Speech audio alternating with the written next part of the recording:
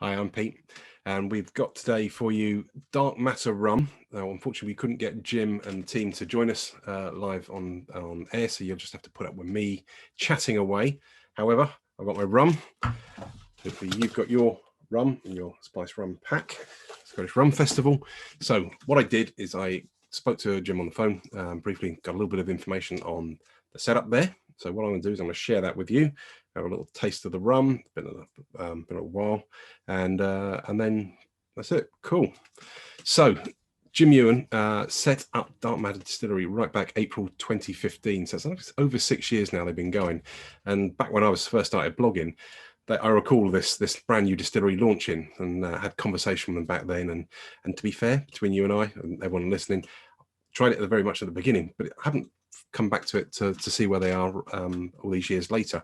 And it's quite a different animal to the way I remember it. So you have to kind of bear in mind with craft distilling that things can change. And so it's always a good idea to kind of dip back in and see what's going on.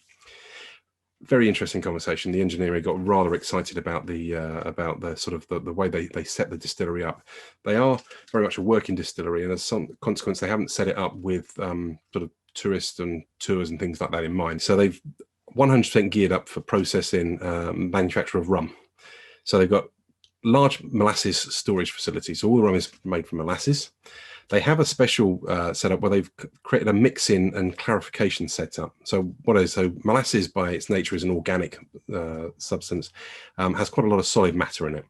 And so in order to start fermentation, you have to water it down because molasses is too thick on its tod. So normally that's somewhere like 1:5 or 1:6, depends on the producer, ratio of water to molasses. But if you allow time, you've got to mix that molasses in order to get a nice homogenized mix. If you allow time, then that solid matter will sink down. And so then that can be, you can sort of suck out the liquid and leave the solid matter behind. It makes a much cleaner downstream process. So I've not come across this with other UK craft producers, so forgive me if anyone does. They also heat to this mix to pasteurize it. That's also very interesting because I've not really come across very many people pasteurizing the molasses or wash before they actually do any fermentation. Off the top of my head, I can think of Sorales in Puerto Rico, which are a huge facility. And the reason they do that is because they want to have a nice, stable, consistent product to start with. So pre-mixed down, you set the specific gravity of the sugar levels are all kind of set to start with. Pasteurize it to make sure there's no bugs or butterflies or whatever in there that kind of would affect fermentation. And then when you add your yeast, you're starting from a neutral, kind of like a nice, consistent starting point. Apparently Bundaberg in Australia do it, but I don't know of anyone else really that pasteurizes it. Cool it to the right temperature, and then they start fermentation.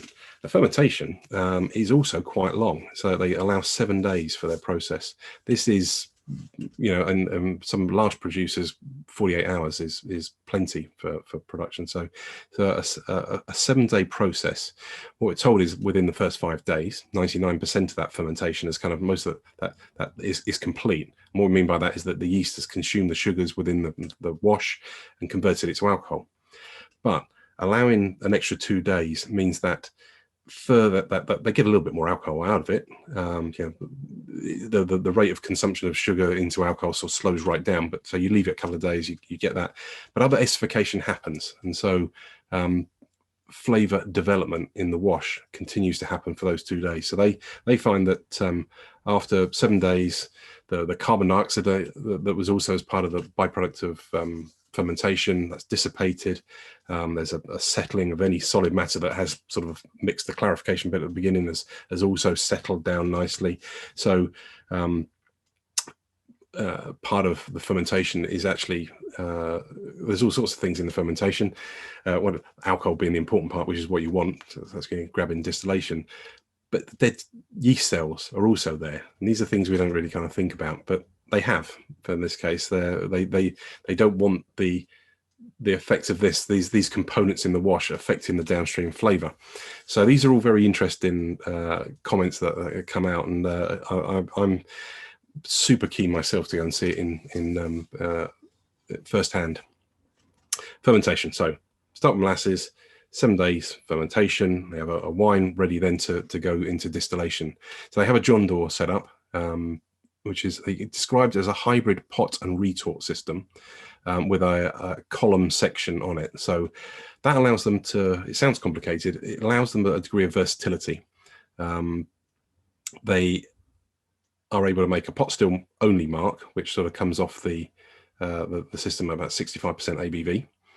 But they can also make a cleaner, higher proof mark as well, which comes off having gone through the extra columns. And if not meant to be a listening distillation, but the more rectification you have in a system, i.e. the more plates within the column section, the more rectifying you do, the more you can concentrate, the more you can get a cleaner flavor profile at a higher proof. But the system is not so set up that it rectifies all the flavor away. Some of the modern systems that produce mass market brands maybe have 5 or 6 columns with like 40 odd plates in them, and they can make effectively a neutral spirit at 95 or 96% ABV. There's a correlation between higher proof and sort of a cleaner spirit, but there's a world of difference between the 93% ABV off of, say, like a 15 plate system to a 96% off of a 40 plate system. So this is still making a characterful spirit as described to me. And between you and I really, really want to try it as well. I'm super keen to try the spirit as made. The skill of the distiller is all about how that spirit comes off the still, how it tastes. So they've been tinkering for 6 years with their white rum. They're fairly happy with it, but I'm sure that things will keep going as well. So what they do then, so you've got you've got this set up for distillations. You've got your wine, you put it into the pot still. They do 3 stripping runs. So that means where you just put the wash into the machine, into the still, you distill it all over, you collect all the alcohol without worrying about trying to cut it. So you basically collect the alcohol, and then they do a spirit run. And the spirit run is then about shaping the flavor characteristics of that spirit. So you get a heads, the heart, which is what you're after, and then the tail's cut. So you sort of leave those other two, the top and tail as it were, keep the heart. When they're making by inference, this is that the pot still run, when you're making that sort of heart cut, is for laying down for maturation. More about that later. And then when they run it further through the column section to get that higher proof spirit, then that's the one that they'll use for the spice rum. So that's what we're trying today. Once you've got rum, you're nearly there. You're nearly there. But even then, it still takes time to make the spirits. They actually infuse the new make spirit with hot bags full of botanicals. So you fill up a tank, put these bags of botanicals, which obviously is a secret as to the proportions and the full content of the bags, and they allow them to steep for 1 week. 1 week in there, stirring it every couple of days to allow that. So again, this apparently is a very time consuming, it's taken a long time for them to refine the process, shall we say, and it sounds like they've had some interesting learnings along the way as well, particularly as it relates to ginger. But kilos and kilos of ginger and other botanicals are going into these big steeping tanks. So 1 week of steeping to get the flavor. So I'm hoping this is all stacking up to understanding that this is a quality craft product. We mentioned fresh ginger in there, and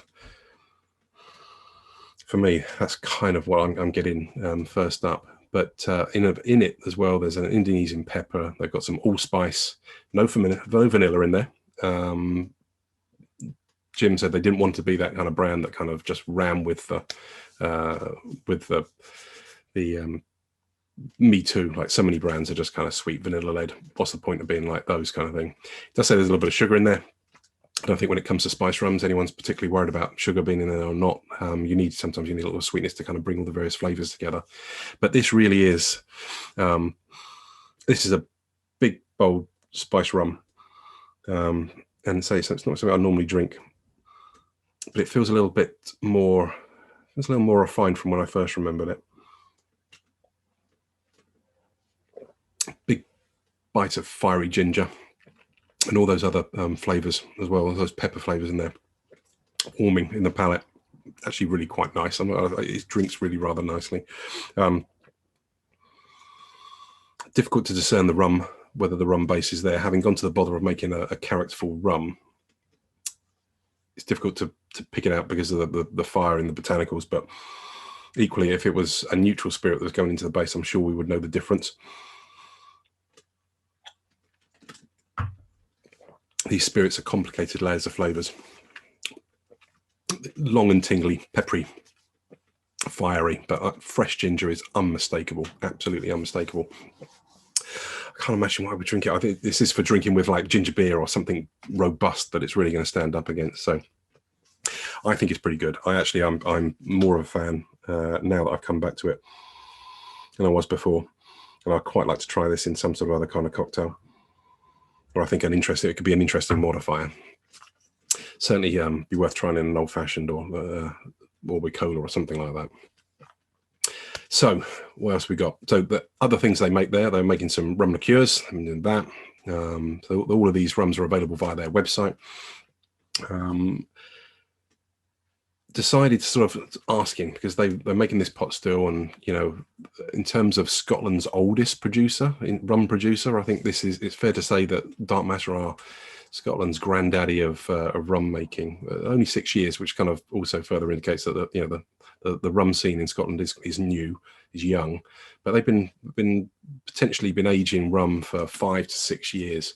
So I had to ask, what's any vibe on that? So over the years they've been trying different cask types, and it sounds like one particular cask type they don't like at all. They've got no love for that whatsoever. But they've been laying down barrels, and whilst you couldn't be pressed on the details, later this summer, September, sounds like there's going to be exciting news coming from the distillery, which I can only assume is their first age release. So at least a 5-year-old rum, I would suggest, is coming. Throughout the conversation with, I found Jim to be very knowledgeable, but also quite kind of humble, and they're always saying that they're still sort of learning or improving and looking to build to the future. They won't claim that they're there just yet, but they feel like they're kind of getting there, but they're actually they feel like they're a comfortable rum producer. Tries not to follow the Scottish rum scene particularly, or the scene, general UK scene. I mean, he observes, but it's not, they don't want to get distracted in their own purpose. They're making rum their way. They've got their process, and they're making lots of it as well. So they're not trying to get too distracted and lose focus. Equally, I think the character of the chap is like, he's very happy to just keep a low profile and stay under the radar. So basically, that's it. I hope that you've enjoyed the rum in your glass. I think it's pretty cool.